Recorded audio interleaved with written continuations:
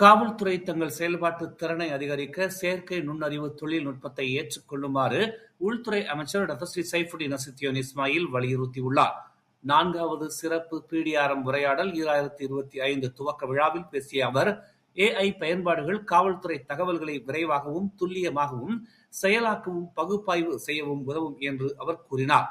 நிலுவையில் உள்ள போக்குவரத்து சம்மன்களை அடையாளம் காண்பதும் இதில் அடங்கும் என்றும் தெரிவித்த அவர், இது தற்போது மொத்தம் 6 பில்லியன் ஆகும் என்று சுட்டிக்காட்டினார். இந்த 6 பில்லியன் மதிப்பில் சில குற்றவாளிகள் இறந்து போயிருக்கலாம் என்றும் அவர் கூறினார்.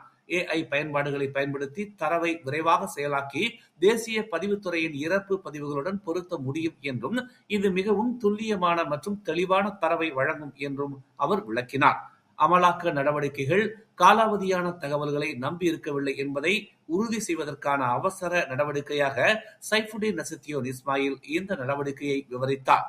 AI தேசிய பாதுகாப்பு மற்றும் அமலாக்க அமைப்புகளை வலுப்படுத்தும் திறன் கொண்ட ஒரு தொழில்நுட்ப புரட்சியை குறிக்கிறது என்று அவர் கூறினார். மேலும் செய்திகளை தெரிந்து கொள்ள தமிழ் மலர் இணையதளம், தமிழ் மலர் செயலி மற்றும் மலர் டிவி யூடியூப் சேனலை வலம் வாருங்கள்.